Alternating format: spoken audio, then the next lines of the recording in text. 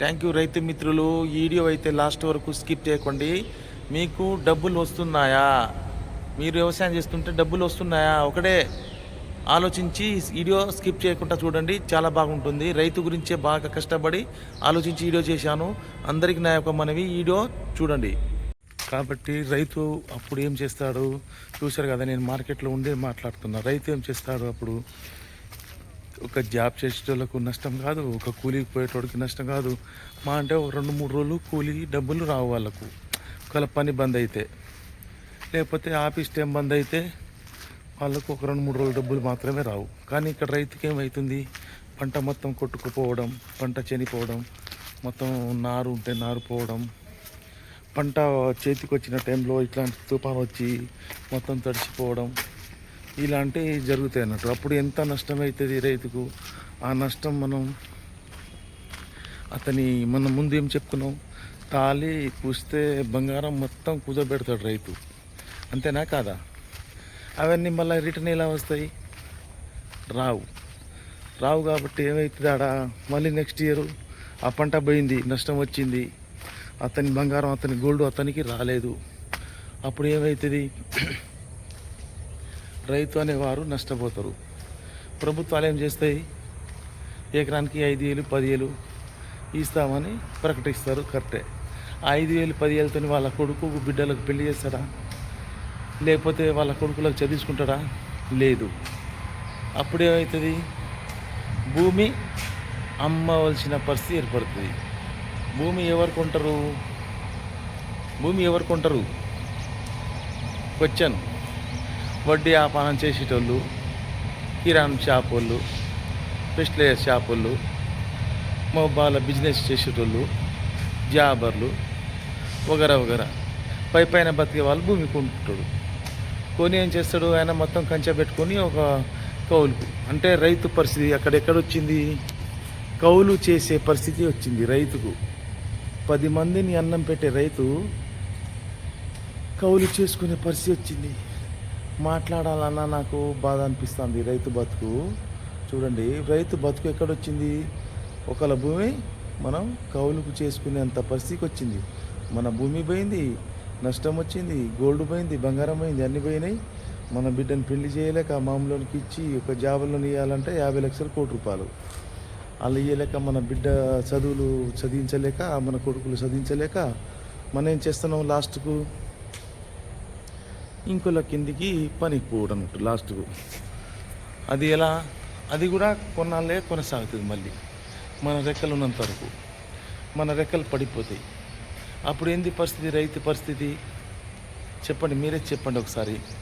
Video skip చేయకుండా last వరకు చూడండి, మీకు అంతా అర్థమవుతుంది. వీడియో చాలా కష్టపడి, చాలా ఆలోచించి రైతుకి ఎలా నష్టం వస్తుందో ఇవన్నీ వివరించి చేస్తున్నాను. దయచేసి దీనికి ఒక లైక్ అని చేయండి, కుదిరితే సబ్స్క్రైబ్ చేసుకోండి. అంత కష్టపడి మీకోసం రైతు కష్టాలు ఎలా ఉంటాయో మొత్తం కష్టపడి ఆలోచించి రాసుకొని మీకు చెప్తున్నాను నేను. అంటే నేను కళ్ళారా చూస్తున్నాను. నేను కూడా, నాకు 38 సంవత్సరాలు, నేను 22 సంవత్సరాల కాంచి వ్యవసాయం చేస్తున్నాను. మిగిలింది లేదు, బాగుపడ్డది లేదు. అదే ఇల్లు, అవే ఇడ్లు, అవే బండి, అదే తిండి, అదే బతుకులు. మనమైతే ఇక రైతు బాగుపడే పరిస్థితి లేదు. కాబట్టి రైతు మిత్రులు, రైతును ప్రేమించే వాళ్ళు ఎవరైనా రైతు గురించి సపోర్ట్ చేయండి. సాయం చేయకపోయినా పర్వాలేదు, కానీ సపోర్ట్ చేయండి. రైతు లేనిది మన దేశానికి ఏది లేదు.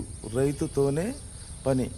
టప్పున ఒక 4 years 5 years కాలం పోయిందనుకో, రైతు పని చేయడానికో, అతని మందం అతను పండించుకొని తినడనుకోండి. సిటీలో ఉన్న వాళ్ళు, పెద్ద పెద్ద నగరాల్లో ఉన్న వాళ్ళు ఏం తింటారు చూడండి? కళ్ళ కపటం లేకుండా మామూలు ధాన్యం ఆయన ఇంటికాడ ఉంచుకొని మంచి ధాన్యం మనకు అందిస్తూ ఉంటాడు రైతు. అంటే డబ్బులు రావాలని. అది డబ్బులు ఎంత వస్తుంది? ఎగ్జాంపుల్ మీకు చెప్తాను చూడండి. ఇప్పుడు వీడియోలు ఎంత అయినా పర్వాలేదు, ఇలా చెప్పదలుచుకున్నాను నేను మొత్తం.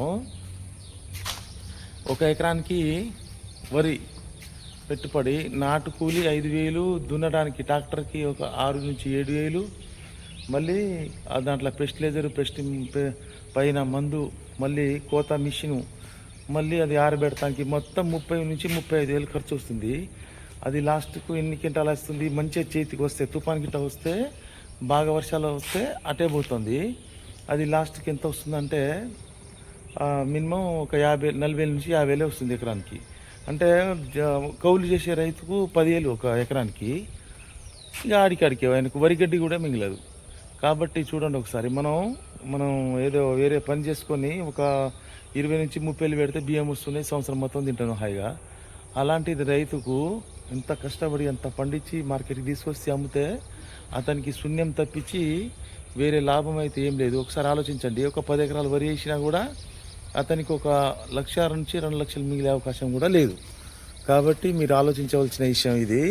అది ఇప్పుడు రైతులు ఇప్పుడు గవర్నమెంటు బోనస్ 500 ఇది అది అంటున్నారు, కానీ ఎన్ని ఇచ్చినా కూడా వేస్టే. అది రుణమాఫీ చేసిన వేస్టే, సబ్సిడీ ఇచ్చిన వేస్టే, ఏది ఇచ్చిన వేస్టే.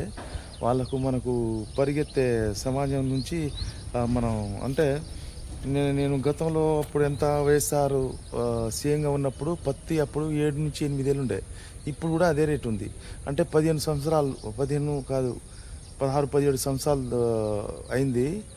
అప్పటి నుంచి ఇప్పటి వరకు అదే రేటు ఉంది. అంటే ఇప్పుడు ఎంత పెరగాలి అప్పటి నుంచి? ఇప్పుడు మ్యాక్సిమం 20,000 కావాలి పత్తి రేటు. అంటే అంతే ఉంది. పప్పు దినుసులు ఎకరానికి 3 క్వింటాలు 2 క్వింటాలే అవుతాయి. ఇవి అంటే ఇవి మినప కానీ, పెసర కానీ, మన కందులు కానీ ఇవన్నీ అవి 5,000, 4,000, 6,000 అంటే ఎకరానికి ఎంత వస్తాయి? 10, 12,000, 20,000 వస్తాయి. ఆ 20,000 ఏం బతుకుతాడు రైతు చెప్పండి? ఒక కంది రైతు అయినా, ఒక పెసర రైతు అయినా ఇలా చెప్పుకుంటూ పోతే అసలు నాకైతే రైతు బాధ. పాపం వాళ్ళ రైతు ఆడోళ్ళ దాంట్లో వాళ్ళకు బంగారం ఉండదు, వాళ్ళకు సంబరం ఉండదు. పాపం అసలు ఎంత కష్టపడతారంటే ఇటు కొంచెం అంటే ఒక 10 నుంచి 20 ఎకరాలు రైతు ఉన్నవాళ్ళు ఇటు ఆటో నెట్టుకు వస్తాడు. కానీ ఒక అంటే 2 ఎకరాలు 3 ఎకరాలు ఉన్న రైతులైతే ఎంత ఇబ్బందో. అందులోనే బతకాలి, అందులోనే తినాలి, అందులోనే వాళ్ళకు పిల్లలకు చదివించుకోవాలి, అందులోనే వాళ్ళు అన్నీ ఎలా తీయాలంటే చూడు, వేరే పనికి పోలేక ఇక్కడ మిగులు బడ్జెట్ లేక ఇంత బాధాకరమైన విషయం.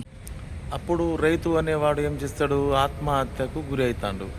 అతనికి ఆత్మహత్య తప్ప వేరే మార్గం లేక రైతు అనేవారు చనిపోతున్నారు. ఆలోచించండి రైతు మిత్రులు, మీరు ఈ వీడియో నచ్చితే లైక్ చేయండి, షేర్ చేయండి, సబ్స్క్రైబ్ చేసుకోండి. ఇంకా వివరిస్తాను. ఇంకా అలాగే మనం పత్తి వేసినా ఏం వేసినా కానీ ఇందాక మనం వరి గురించి చెప్పుకున్నాం కదా, ఇప్పుడు పత్తి గురించి చెప్పుకుందాం. పత్తికి ఇప్పుడు దగ్గర వేసే విత్తనాలు వచ్చినాయి, గవర్నమెంట్ మెన్షన్ చేశారు. ఎకరానికి 5 నుంచి 6 ప్యాకెట్లు వేసుకోవాలని చెప్పారు. 6,000 ఎకరానికి. ఒక మందు కట్టలు ఒక 4-5 వేలు, 2-3 దపాలు వేసుకుంటాం కాబట్టి 4 నుంచి 5 వేలు అవి అవుతాయి. వాటికి తీయాలంటే ఒక ఎకరానికి వచ్చేసి మ్యాక్సిమం ఎంత అంటే ఒక 26 నుంచి 7 వేలు కూలీలకు అవుతాయి. మొత్తం మ్యాక్సిమం 20 వేలు. మళ్ళీ ఒక కౌలు రైతులు అయితే 10 వేలు, 15 వేలు కౌలు, భూమి కౌలు. మళ్ళీ పై మందు, ఈ మందు, ఆ మందు అనేసి ఒక ఎకరానికి 30 నుంచి 40 వేలు పెట్టుబడి వస్తుంది. అవి ఎంత అవుతాయి?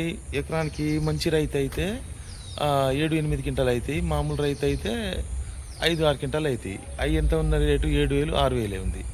6-5 ఎంత అంటే 30,000 వస్తాయి. ఆయన పెట్టిన డబ్బులే వస్తున్నాయి, కానీ లాభం ఎక్కడిది? రావట్లేదు. కాబట్టి ఆయన అప్పు ఎలా తీరుస్తాడు? ప్లస్ వాళ్ళ పిల్లల పెళ్ళిళ్ళు అయితే ఎట్లా చేస్తాడు? ప్లస్ వాళ్ళ చదువులకైతే ఎట్లా చేస్తాడు? కాబట్టి మీరు ఆలోచించండి ఒకసారి. రైతు బతుకు సరే, పత్తి అయిపోయింది, మన ఒడ్లు అయిపోయింది, ప్లస్ మిగతా పంట ఏమున్నది? మిర్చి అయితే అది కమర్షియల్ వాణిజ్య పంట. రైతులు ఒక్క సంవత్సరమే ఒక 20,000 అయింది రేటు. 20,000 అయినప్పుడు కొంచెం మెరుగుపడ్డారు. అంటే కొంచెం అప్పులు తీరినాయి, అక్కడక్కడ ఇల్లు కట్టుకొని, గుడిసెలు ఉన్న వాళ్ళు ఇల్లు కట్టుకున్నారు, అట్లా కొంత నెట్టుకొచ్చారు. ఇప్పుడు ఏమైంది? ఎకరానికి వచ్చేసి 50,000-60,000, 70,000 దానికి మందులు కొట్టాలి, మళ్ళీ ఇత్తనాలు ఒక 10,000, మళ్ళీ పెట్టే కూలీలు, ఇది అది మొత్తం 1,50,000 ఒక్క ఎకరానికి 1,20,000, 1,50,000 ఖర్చు వస్తుంది. అవి మొత్తం తెంపుడు గింపుడు అన్ని పెట్టి అవి వచ్చేటి ఎంత? 10 క్వింటాలు 15 క్వింటాలు అవుతాయి. అవి 2,00,000, 1,50,000 వస్తే అవి పెట్టిన మందమే వచ్చినాయి తప్ప ఏం లేదు. ఈ సంవత్సరం మొత్తం మొక్కజొన్నకి వెళ్ళిపోయారు రైతులు. సరే, ఇప్పుడు మిర్చి అయితే లక్షల లాస్ వచ్చింది ఒక్కొక్కరు. భూమి కూడా అమ్ముకున్నారు పాపం వాళ్ళు. గోల్డ్ ఇంకా ఏమున్నా కూడా బ్యాంకులలో ఉన్నా కూడా ఇంటికి రాలేదు, అటే ఉండిపోయినాయి. ఎందుకంటే ఇది ఇడిపించుకునేంత శక్తి లేదు రైతుకు. ఆ తర్వాత ఏం చేసిర్రు, పెట్టుబడికి మళ్ళీ డబ్బులు కావాలి కదా! మళ్ళీ కాలం జూన్ నెల వచ్చింది. మళ్ళా కాలం స్టార్ట్ అయింది. మళ్ళా యథావిధిగా మనం కొనసాగించాలి జీవితం. ఏం చేస్తాడు రైతు? అసలు అది పెట్టుబడి పెట్టలేక కొంతమంది మొక్కజొన్నకి వెళ్ళిపోయారు. సరే మొక్కజొన్నకి వెళ్ళిపోయినా అది లాభంగా ఉంటుందా? దాని లెక్క చేసుకుందామన్నా కూడా అంతే. ఇప్పుడు ఎకరానికి ఓ 2 ప్యాకెట్లు మొక్కజొన్నలు అంటే 1500 నుంచి 2000 కాస్ట్ ఇస్తున్నారు ఒక ప్యాకెట్‌కి. అవి ఒక 4000, ఒక కట్ట 2 కట్టల మందు 6000, దున్నేదానికి ఒక 5, 6000, 10, 12,000 మొత్తం కలిసి 20,000-30,000 అది కూడా ఖర్చు వస్తుంది లాస్ట్ వరకు.